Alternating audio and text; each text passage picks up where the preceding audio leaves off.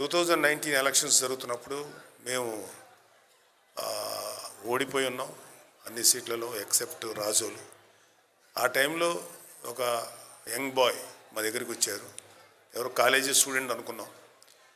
తర్వాత ఆయన మనస్ఫూర్తిగా తన మద్దతు ప్రకటించి, మేము మీ వెనకాల ఉంటాం, మీతో ఉంటాం, మీరు మంచి పని చేస్తున్నారు, మీరు ప్రజల కోసం నిలబడండి, ఓడిపోయినా కూడా మీరు తీరాలి, మీలాంటి వ్యక్తులు కనుక నిలబడి ముందుకు వెళ్ళకపోతే మన ఆంధ్రప్రదేశ్ని కాపాడటానికి ఇంకెవరు ముందుకు రారు, ప్లీజ్ అంటే అప్పటికే పవన్ కళ్యాణ్ గారు విషయం అందరికీ తెలుసు.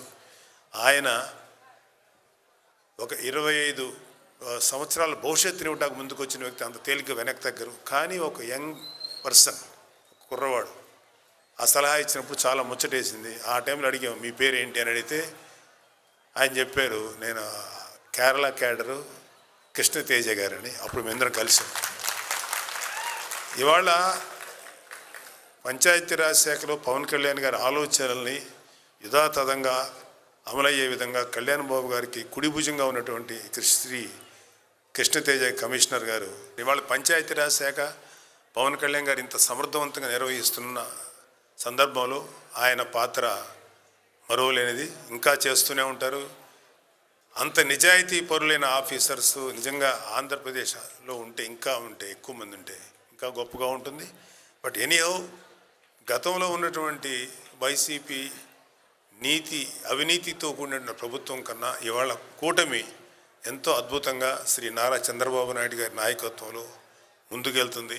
3 పార్టీల కలయికలో మంచి పనులు, ఎంతో సర్వీసు మనందరికీ, మన ప్రజలందరికీ జరుగుతుంది. గుడ్ గవర్నెన్స్ జరుగుతుంది.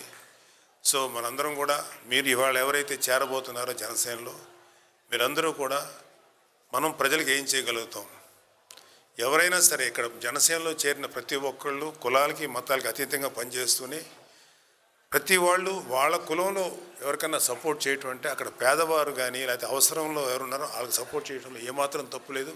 ఖచ్చితంగా సపోర్ట్ చేసి తీరాలి. సో కానీ దానికన్నా మించి బియాండ్, అతీతంగా, కులాలకి మతాలకు అతీతంగా మనందరం ప్రజలకు దగ్గర అవ్వాలి, మనందరం సర్వీస్ చేద్దాం. మీ అందరికీ ఎప్పటికప్పుడు ఏ విధమైనటువంటి సలహాలు, సంప్రదింపులు, నా వైపు నుంచి ఎటువంటి సహకారం కావాలన్నా మీ అందరికీ మనస్ఫూర్తిగా అందిస్తాను.